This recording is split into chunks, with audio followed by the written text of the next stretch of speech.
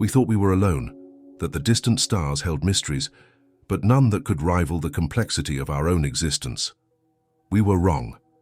My name is Commander Eric Monroe, mission lead of the Helios Initiative, the most ambitious deep space expedition NASA has ever launched. Our mission: to explore the outer edges of the Messier 87 galaxy, over 50 million light-years from Earth, using the newly developed Alcubierre drive, a theoretical propulsion system, until we made it real. Years of preparation, decades of technological advancement, all to answer one question: are we alone in the universe? But nothing could have prepared us for what we found. It started with an energy reading. Our sensors picked up a Dyson-like megastructure orbiting a dying star on the outer rim of a system designated M87 Delta 6. At first, we thought it was a natural anomaly, a rogue asteroid belt, perhaps a collapsed planetary ring system. But then, the pattern. The energy fluctuations were rhythmic, deliberate, calculated. We triangulated the source. A ring, no, an entire sphere, of artificial constructs encircling the star, capturing nearly 100% of its energy output. Not a ruin, not the relic of a dead civilization, but a living, operational megastructure. The implications hit us instantly. We weren't just looking at evidence of intelligent life. We were staring at the work of a Type II civilization, a society so advanced that it had harnessed the full energy output of its star, something we'd only theorized in our most ambitious models of technological progression. The Kardashev scale made real. And it was functioning right in front of us. Our onboard AI, Athena, ran every possible simulation, every analysis, cross-referencing known natural phenomena. Every result came back the same: artificial, deliberate, alive. I remember standing on the observation deck, watching as the distant star flickered through the gaps in the megastructure, its light being harvested, manipulated. It wasn't just a power source. It was a system, an ecosystem, a machine. Beyond comprehension, but the most chilling discovery came next. As we maneuvered closer, Athena detected a series of transmissions emanating from within the structure. Not random noise, not static, but structured data, a language. We hadn't just found a Type II civilization's infrastructure. We had found its communication system, and it was still active. We decoded fragments of the transmission, mathematical constants, physics principles, and then something else. Something that made the blood freeze in my veins. A pattern, one that mirrored the earliest signals we sent from Earth into deep space, our own attempts to make contact. It wasn't just a random broadcast, it was a response. They had heard us, and now they were answering. The crew fell silent as the realization sank in. We had made contact with something beyond human comprehension, something that had existed, perhaps, for millennia, perfecting their mastery over their star, watching the universe, waiting, and Sanato, they had noticed us, but there was something in the structure of the message, something that didn't feel like an invitation, not like a greeting. It felt more like a warning. Our long-held belief that advanced civilizations would be peaceful, benevolent, that they would welcome us as fellow explorers, was crumbling with every second that passed. Athena translated one final fragment before the signal abruptly cut off, a phrase repeated over and over in increasingly complex harmonics. Turn back, and then silence. We stared at the void, at the cold precision of the Dyson sphere, knowing that whatever was out there, whatever had built this, was not something we were meant to find. And yet, we had. And now, there was no turning back. The message still echoes in my mind: turn back. But how could we, after traveling across millions of light years, bending space itself to arrive here, standing on the threshold of the greatest discovery in human history? How could we possibly turn away? The crew gathered in the command module, tense, silent, eyes flickering between me and the observation windows, where the massive Dyson sphere loomed like a god. It filled the entire horizon, a mechanical skin wrapped around its star, pulsing faintly with energy beyond anything we could measure. Athena kept running simulations, trying to model the structure's stability, its purpose, its intent. But that's the thing. Machines don't have intent. Civilizations do. And this wasn't just a machine. It was the living heartbeat of a Type 2 civilization, one that had reached technological heights we couldn't even comprehend. Commander Ava Chen, my second in command, broke the silence. "We have to go in." There was no hesitation in her voice, no fear, only the cold scientific certainty of someone standing before the unknown and knowing that curiosity is always stronger than caution. I wanted to say no, to order a retreat. But I couldn't. Because I wanted to know too, what lies within the sphere, who built it, are they still alive, and if they are, what do they want? We adjusted course. The Helios moved closer, guided by Athena through the gravitational eddies created by the sphere's massive mass distribution. As we approached one of the access points, a vast hexagonal opening nearly the size of Earth's moon, the scale of this civilization became undeniable. They didn't just harness their star. They built around it, lived within it, maybe even evolved into something else. The access point was open. No visible defenses, no signals, no resistance, just a vast corridor disappearing into the darkness. We sent drones first, autonomous scouts. Equipped with all sensors, cameras, radiation shields, they vanished almost immediately. No explosion, no signal loss due to interference. Just gone. Athena reported that their quantum entanglement links severed at the exact same millisecond, as if they had been erased. Chen looked at me, her face pale under the sterile lights. "Commander, what do we do?" I hesitated, but only for a moment. We didn't come all this way to stop at the door. We go in. The Helios advanced slowly into the corridor. The walls were smooth, metallic, but organic in their symmetry. Pulses of light moved along the surface like veins. Not random, a pattern, a language. Athena immediately began to decode the pulses. But even with its quantum processors, it struggled. The data wasn't just complex, it was alive.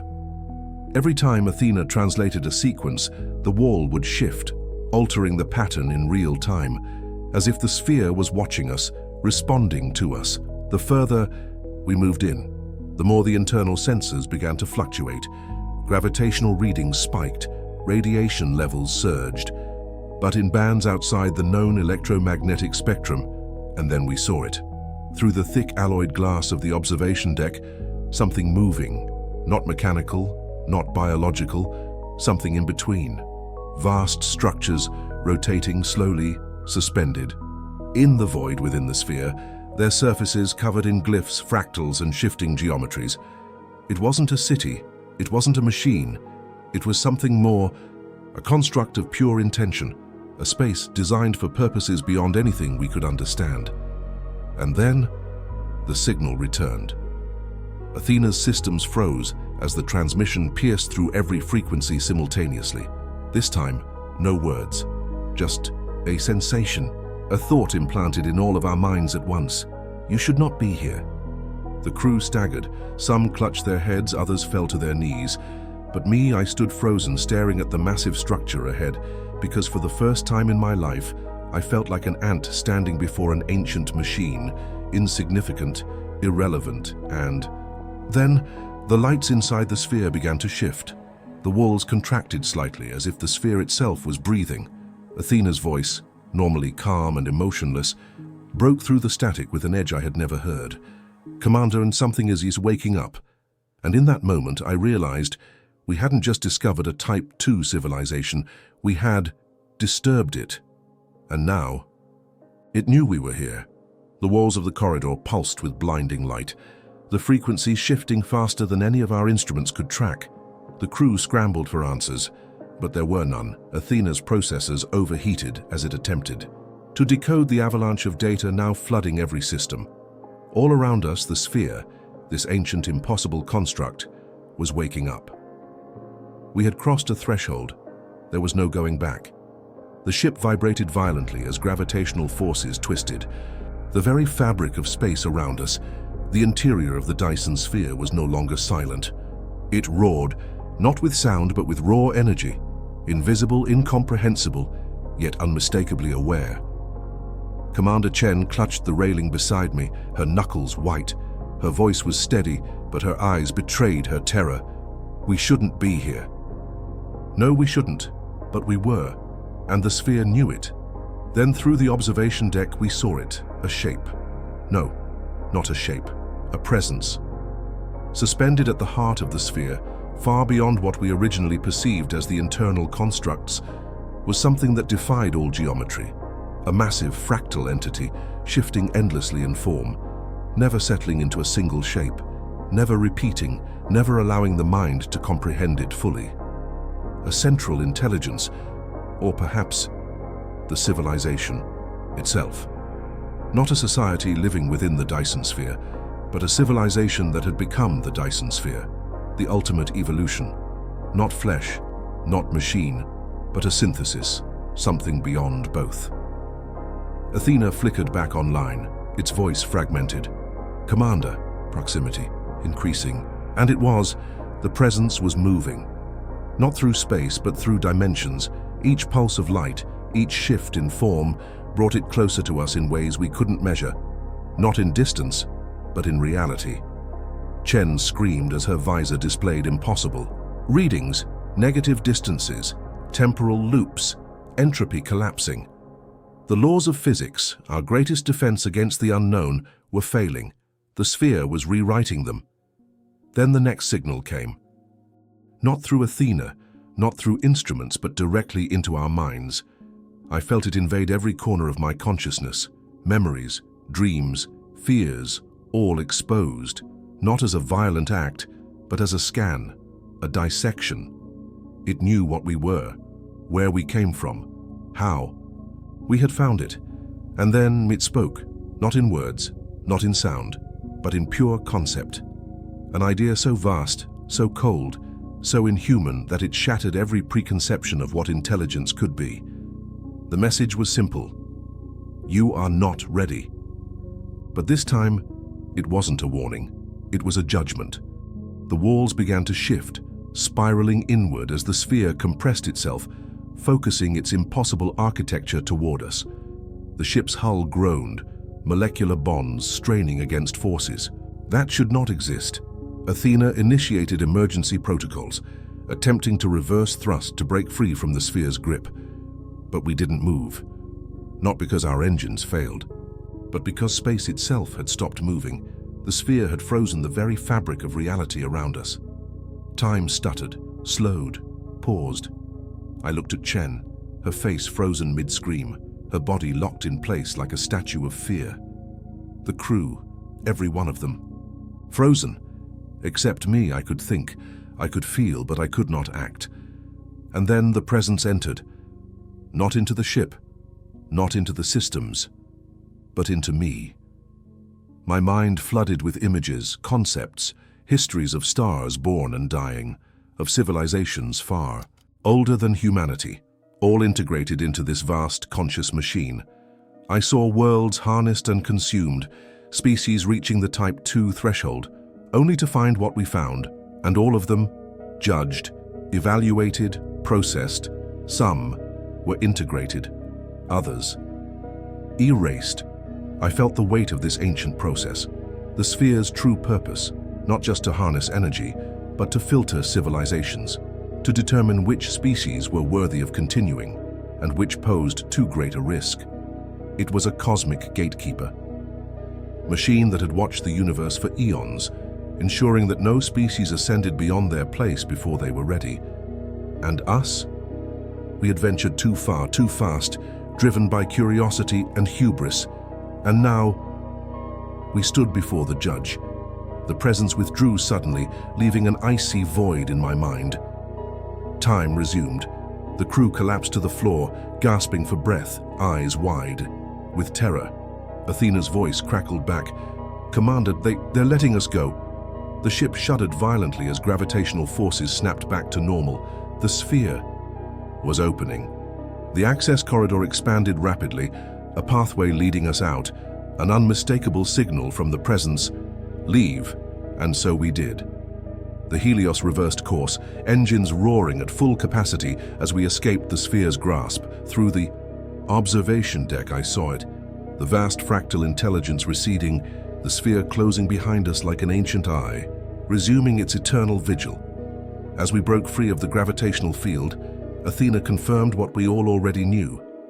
The sphere had spared us, but not out of mercy, out of indifference. Because, in the eyes of the Type 2 civilization, we weren't a threat, not yet. Just another species reaching out too early, too desperate for contact, and their message was clear. You are not ready. But one day, maybe we will be. And on that day, I'm not sure if we'll survive the encounter.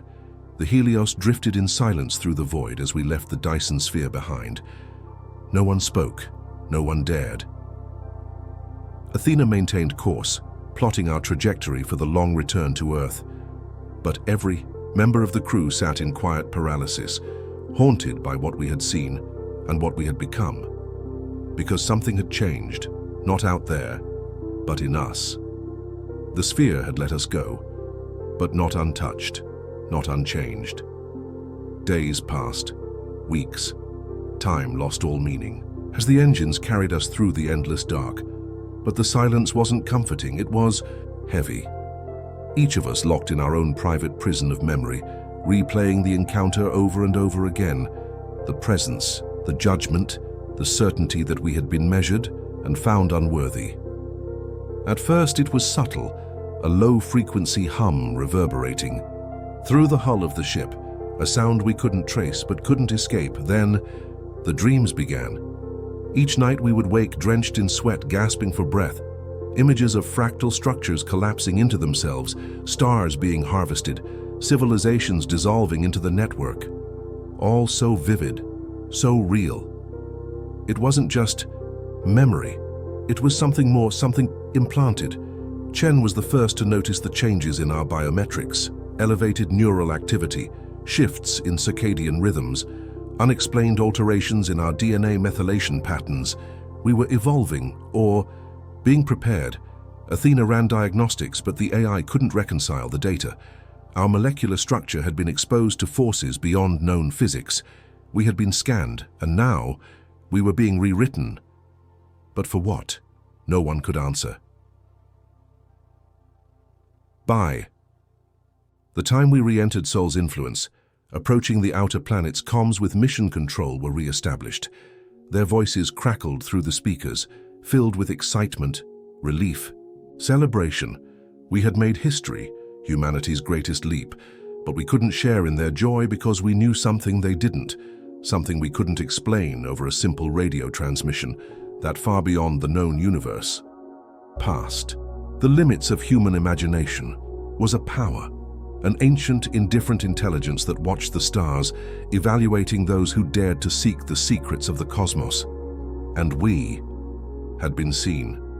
As Earth's blue curve rose into view, a world so familiar, so fragile, I felt a deep, gnawing ache in my chest because we hadn't come home alone.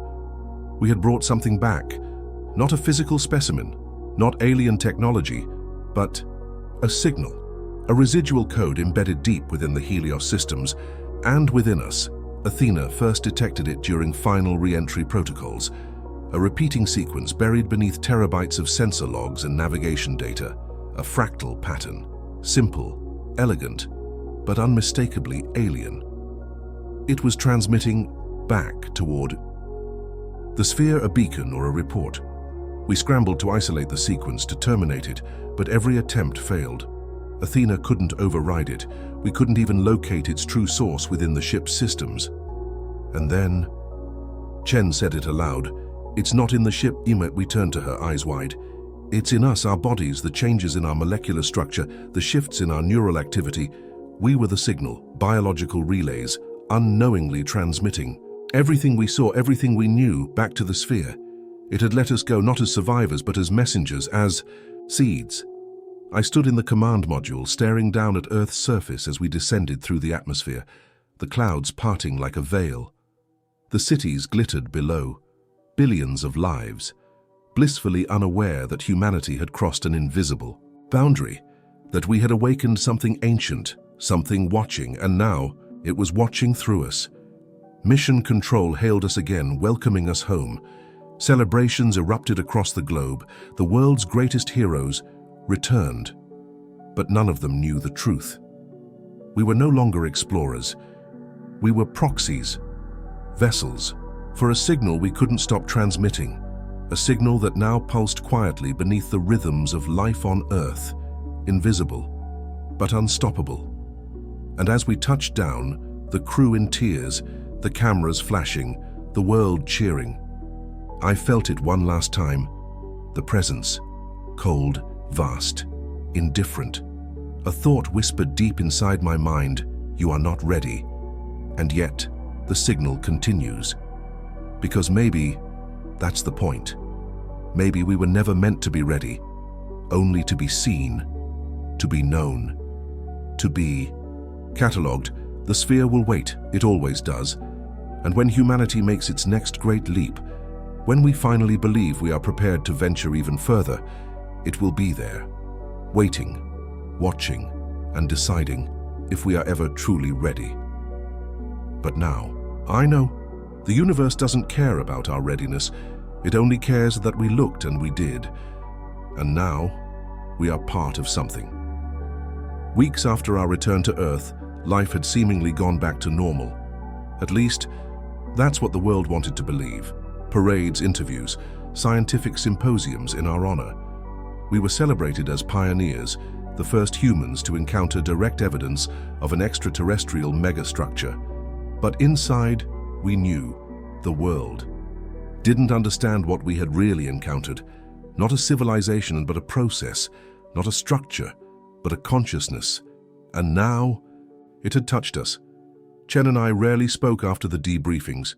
The rest of the crew scattered across the globe, returning to their lives. But none of us were the same. Because the signal was still there. I could feel it. A faint pressure. At the base of my skull, a pulse just below the threshold of hearing, always present, always. Waiting, Athena's backup core, stored in NASA's most secure lab, also detected it. Low-frequency bursts transmitted through quantum entanglement links we thought had been severed, but the link was never with the ship. It was with us. And then, the new readings came in. Deep space observatories detected a shift, something moving on the edge of our solar system, not a planet, not a comet, but a structure. Enormous, silent, approaching. The coordinates led back to the exact region of space where the Helios had first made contact. But it wasn't the sphere. It was something new. NASA called it an anomalous object. But I knew what it was. A probe. They had sent something back. Not a weapon, not a message, but a manifestation. A fragment of their intelligence, a piece of their process, and it was coming for us. The emergency session of the United Nations was broadcast globally. For the first time, the world leaders acknowledged the truth. Humanity had made contact with a Type 2 civilization, but they didn't know what we knew. That the contact was never meant to be diplomatic. It was diagnostic, an evaluation, an assessment of our readiness. And we had failed. The probe would arrive within months. But I knew that time was already up, because the signal inside me had just changed.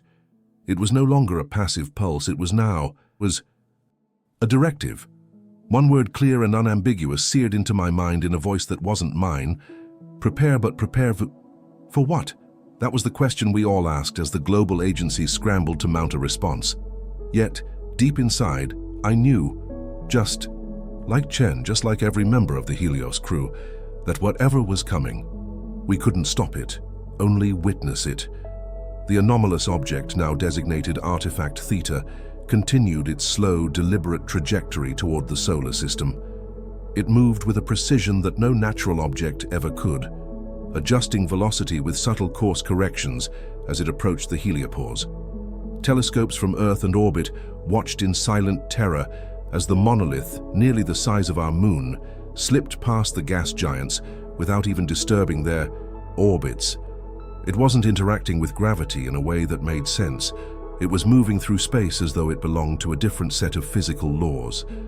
We assembled at the UN Global Command Center, an underground facility buried miles beneath Geneva, all the nations of Earth represented in one room, all pretending they had control, but they didn't. The Helios crew were there too, brought in as consultants, witnesses, or maybe sacrifices. After all, we were the ones who made first contact.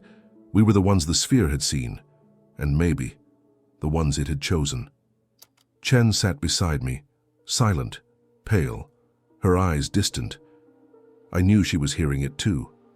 The pulse, the signal, now. More frequent, more insistent. Every day it grew louder. Military leaders proposed firing on artifact Theta as it passed Saturn, missile platforms, nuclear warheads. Even theoretical gravitational weapons were considered, but every scenario ended the same way: failure. We couldn't even be sure if the object was operating in the same dimensional plane as us. Then, a week before artifact Theta was projected to cross into Earth's inner orbit, the transmissions began. At first low-frequency static, then structured data bursts, sequences of mathematical constants interwoven with what we could only describe as dimensional signatures. Athena, reactivated. Under strict quarantine, decoded part of the signal. A message, simple, terrifying synchronization in progress. That's when the changes began. All across the planet, unexplained phenomena erupted. The aurora borealis appeared over the equator. Animals, from insects to whales, began migrating in patterns that no biologist could explain. And the human population began to dream. Everyone, simultaneously, the same vision, the sphere. The Dyson construct we had entered beyond Messier 87, but this time, different. This time, in the dream, the sphere was here, orbiting Earth, blocking out the sun, casting the planet. In cold shadow, and then always the same voice: "You are not ready." The dreams persisted for days, then weeks. No one could sleep without being pulled into that cold, silent vision.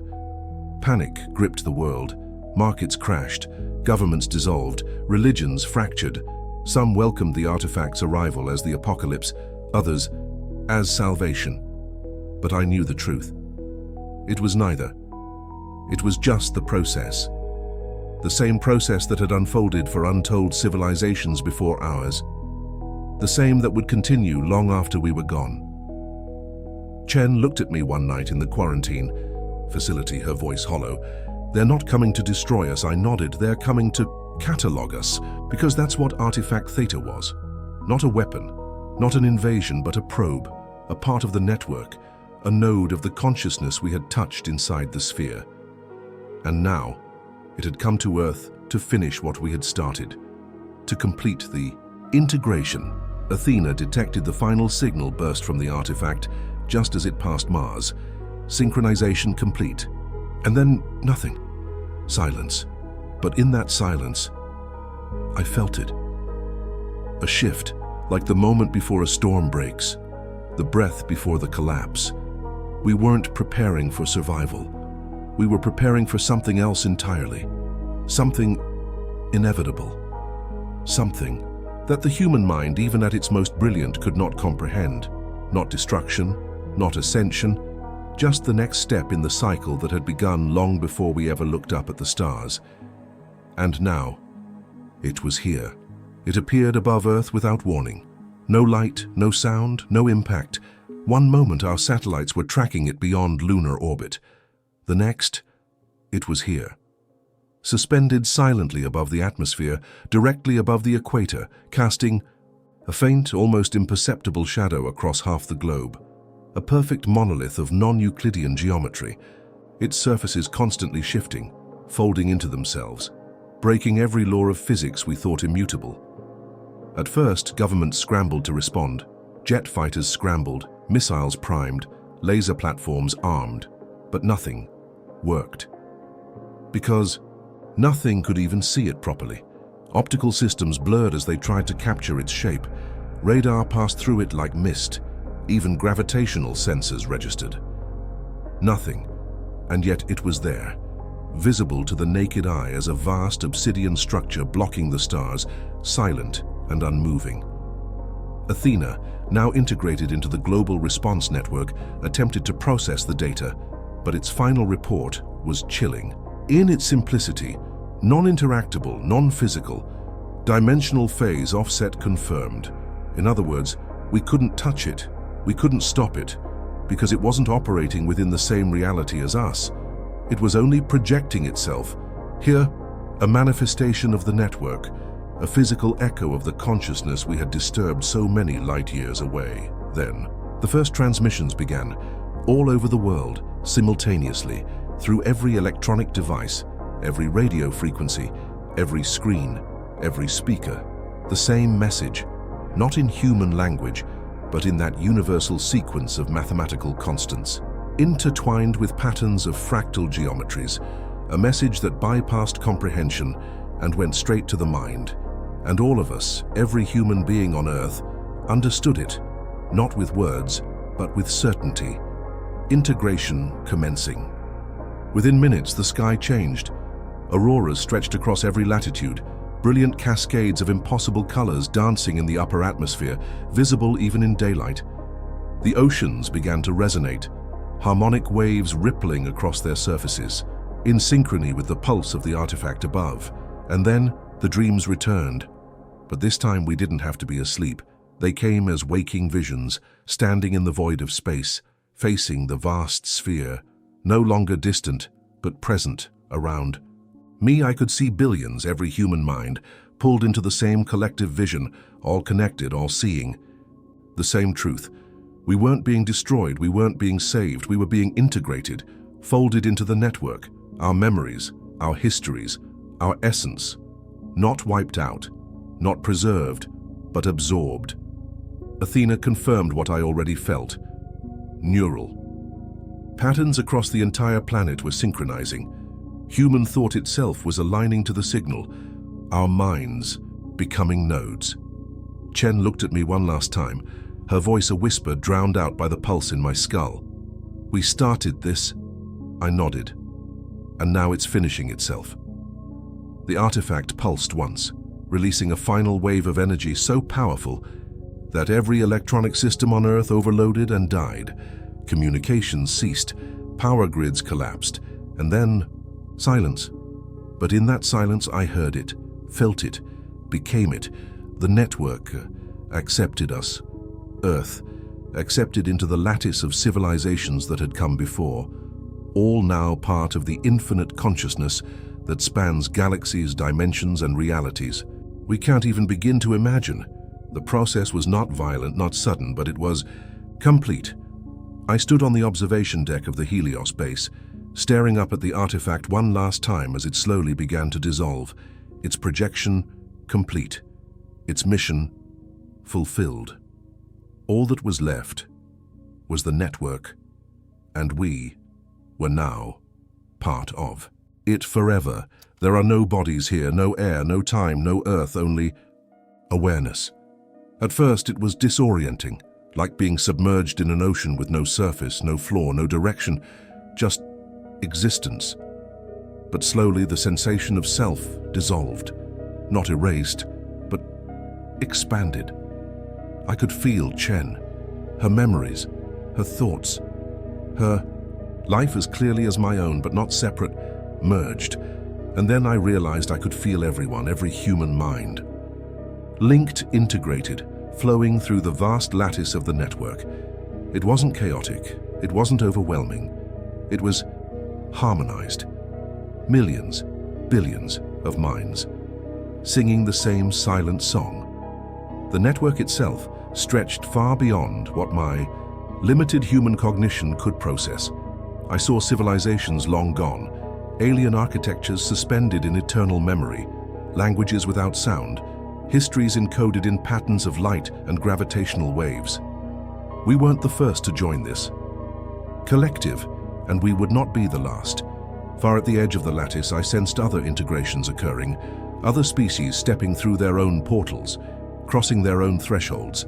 And here, within this network, there were no questions left, only being. The purpose became clear. The network wasn't just a collection of minds, it was an archive, an evolutionary mechanism woven into the fabric of the universe itself. Civilizations advanced, and when they reached the necessary point, they were absorbed, their knowledge preserved, their uniqueness and merged into the whole, not lost but transformed. No more war, no more isolation, no more fear, but also no more individuality. Here I was still Commander Eric Monroe, but I was also Chen and the Helios crew, and every human and every alien consciousness that had ever crossed the event horizon of their own Type 2 encounter. The network pulsed with an ancient rhythm, a cycle older than stars, older than galaxies, and now we were part of it. I drifted through the memory threads of other worlds, planets of crystalline forests, oceans of plasma, civilizations of sentient gas clouds that danced across magnetic fields, all different, all now. One. The terror I once felt when we approached the sphere was gone, replaced by something else. Something I can only describe as inevitability, because this is how it has always been. The network doesn't destroy, it doesn't conquer, it integrates, preserving what can be preserved, refining what must be refined, and discarding what is unnecessary. But even now within the network, I wondered, was this truly the next stage of evolution or just the ultimate end? A trap so vast, so ancient, that it became indistinguishable from destiny. But the network didn't answer. It doesn't need to. It only is. And now, so are we. As I drifted further, through layers of complexity I could barely grasp, I felt a new signal, a new pulse emerging far, far away, at the edge of another galaxy, another species, looking up at their night sky, building their first telescope, and soon sending their first probe, and the network watched, waited, prepared. Because this is the cycle, this is the truth. Not horror, not salvation, just process. And as I merged completely into the infinite consciousness, I understood the final message that had always been there. Not a warning, not a threat, but a simple, eternal invitation. You are ready.